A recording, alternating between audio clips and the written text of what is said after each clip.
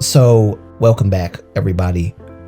I guess I could start this off by saying that I have always thought that it was an amazing idea, like conceptual wise, to form a K-pop group that's not technically a K-pop group, but under a K-pop label, like an entertainment label, right? And present them in a K-pop kind of style, but let them be, American, because that's what they are. But I thought it would be cool, right?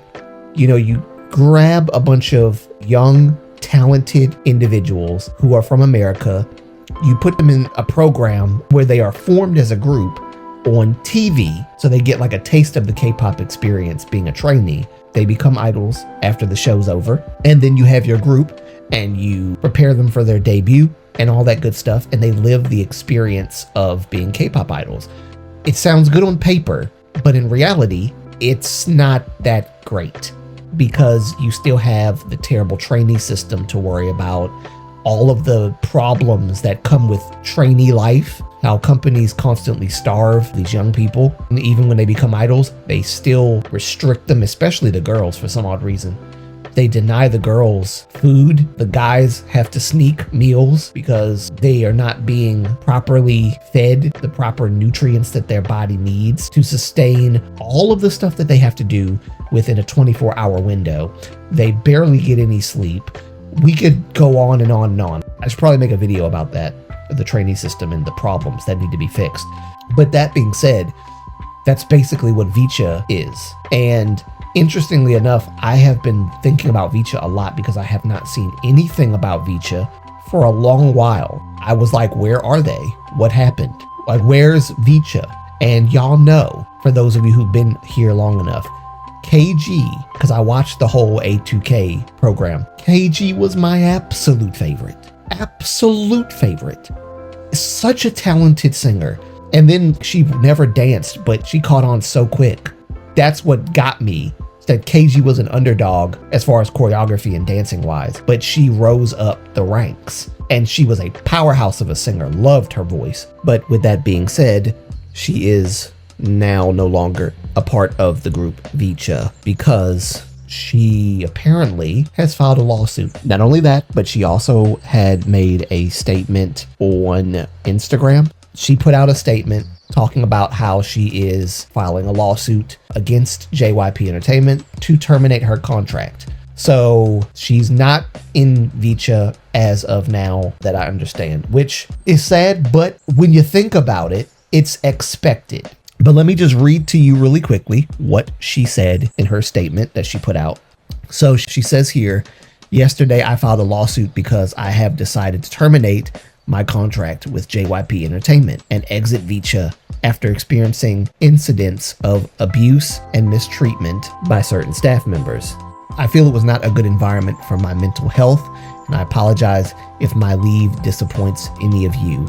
I am not in support of the working and living conditions that led a member to attempt suicide, nor do I support an environment that encourages eating disorders and has caused members to self-harm. I made this decision back in May and am still waiting for release from my contract. This sounds like really, really legitimate. It's that concern. Like, I'm worried and I'm concerned, not just for me, but for the ones who remain.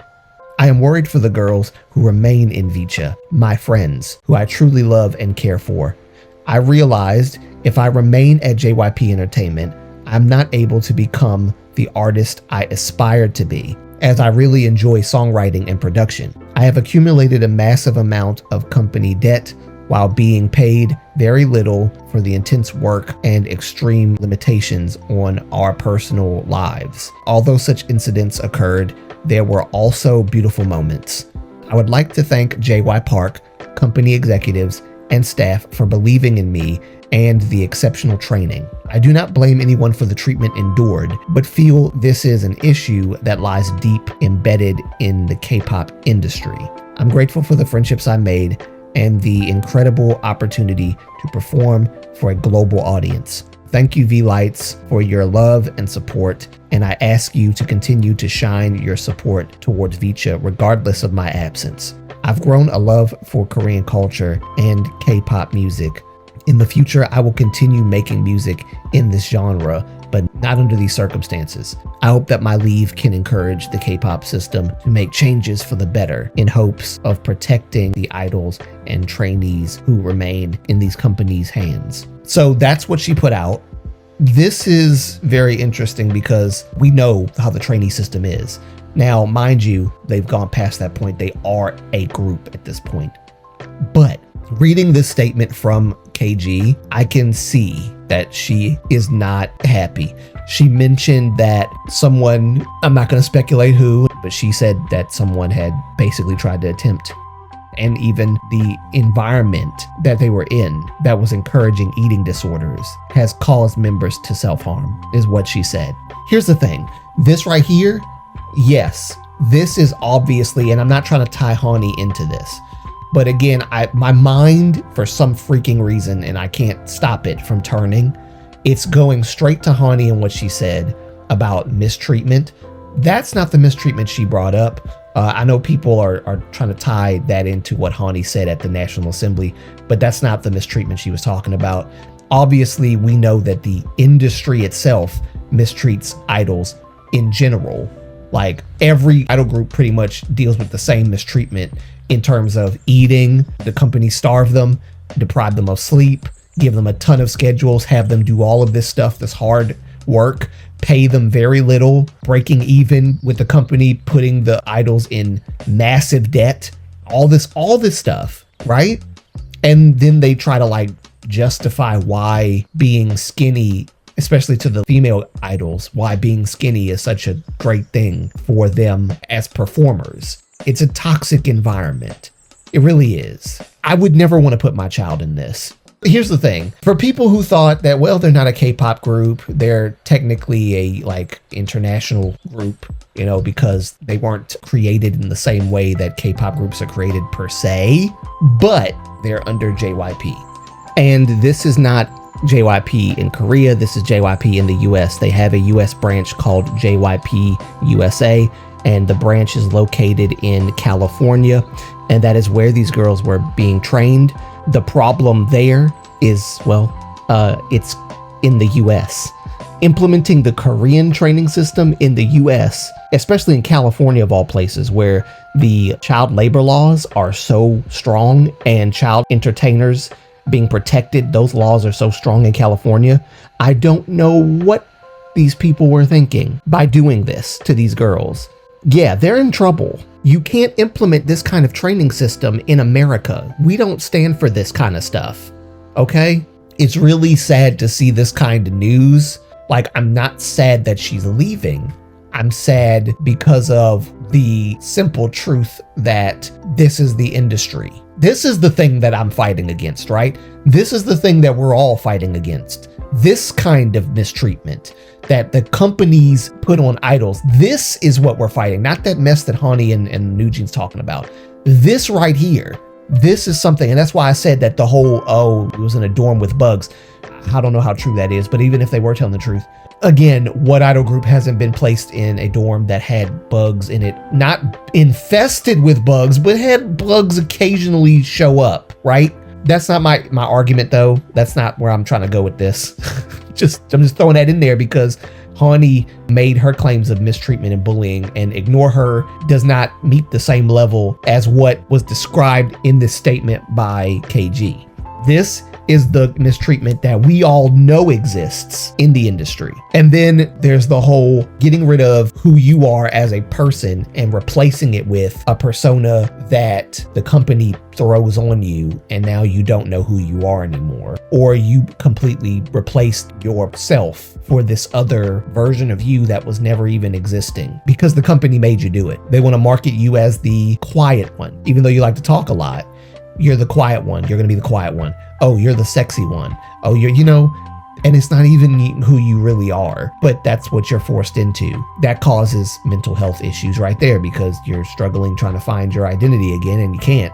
And it's very exhausting doing all of the stuff that you're doing. You're deprived of sleep, deprived of food, deprived of proper rest, deprived of so many freedoms that you otherwise would have if you were not an idol. So yes, I do hope that this shows the K-pop industry that this needs to be changed. For people who would say that, well, you know, that's why Americans shouldn't be K-pop idols, that's not the issue. The issue is that the K-pop industry itself has a lot of harmful and destructive practices that need to be abolished. It's not a good structure by which to train young people to be professionals in a professional industry.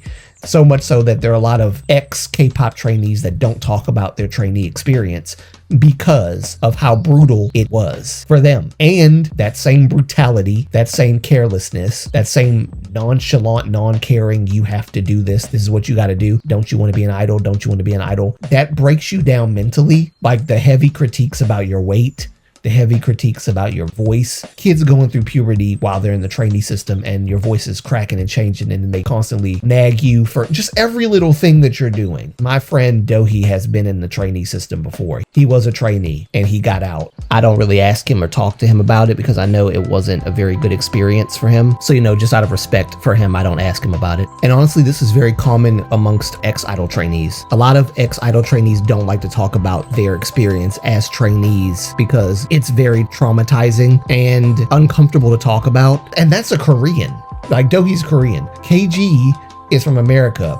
No, Americans do not tolerate that kind of system. This is not something we tolerate. Korea, this is a system that they tolerate. And I say that with all love and respect for South Korea, but they do tolerate the system. Otherwise, the system would have been reformed by now. And it's not. It needs to be, but in the sense of just what K-pop companies do, making these kids slaves to a system of living that deprives them of basic needs, all for the point of building character and building endurance and building self-improvement, or whatever case that they're trying to justify and say that these things are necessary.